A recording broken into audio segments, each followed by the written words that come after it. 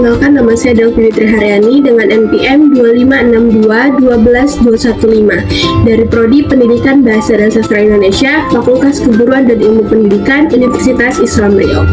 Baiklah, di dalam video kali ini saya akan menjelaskan tentang masalah belajar di dalam pembelajaran. Yang pertama, kita akan memasuki dari pengertian masalah, pengertian belajar, serta pengertian masalah belajar. Yang pertama, pengertian dari masalah. Masalah itu adalah sesuatu yang menimbulkan kesulitan dan perlu diatasi.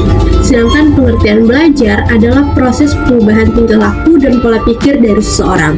Nah, sedangkan pengertian dari masalah belajar itu sendiri adalah kondisi yang menghambat siswa dalam melakukan proses belajar untuk mencapai tujuan pembelajaran.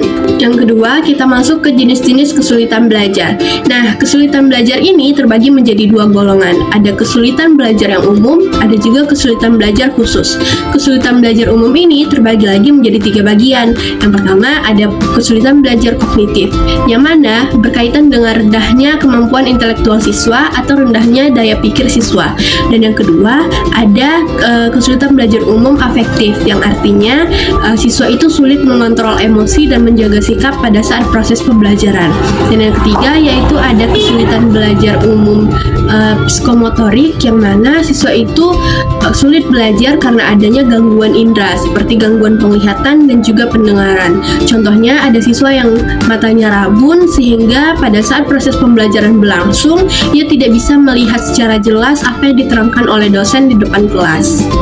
Nah, kalau kesulitan belajar yang khusus itu terbagi menjadi tiga bagian juga. Yang pertama itu ada disleksia, artinya kesulitan siswa itu dalam proses membaca. Dan yang kedua ada disgrafia, yang artinya kesulitan siswa dalam proses menulis. Yang ketiga ada diskalkulia, yaitu kesulitan siswa dalam proses atau memahami pembelajaran matematika, seperti tidak bisa membedakan kali, bagi, kurang, dan tambah. Selanjutnya ada faktor penyebab masalah belajar. Yang pertama, ada faktor yang memengaruhi keberhasilan belajar. Ada faktor internal, yaitu faktor yang berasal dari dalam diri peserta didik, seperti kecerdasan, minat belajar, dan juga kesiapan mereka pada saat belajar. Yang kedua, ada faktor eksternal, yaitu faktor yang berasal dari luar diri peserta didik, seperti keluarga, lingkungan sekolah, dan juga lingkungan masyarakat. Nah, faktor yang kedua yaitu ada peran guru dan sekolah. Peran guru dan sekolah sangat penting dalam menentukan kualitas pembelajaran, serta dapat membantu untuk mengatasi kesulitan belajar yang dialami oleh siswanya. Yang terakhir, cara mengatasi masalah belajar. Yang pertama, kita bisa mengidentifikasi kesulitan belajar apa yang dialami oleh siswa melalui data hasil belajar siswa. Mungkin kesulitan belajar umum ataupun kesulitan belajar khusus. Yang kedua, kita bisa memperkirakan penyebab kesulitan itu melalui tes. Ada tes diagnostik ataupun tes pemeriksaan indera. Dan yang ketiga, menelaah atau menetapkan status siswa dengan membandingkan hasil belajarnya.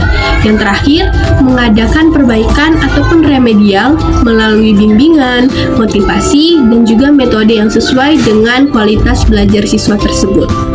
Baiklah, hanya itu yang dapat saya sampaikan. Jika ada kesalahan dalam penyampaian materi dan juga kesalahan dalam bersikap, saya mohon maaf.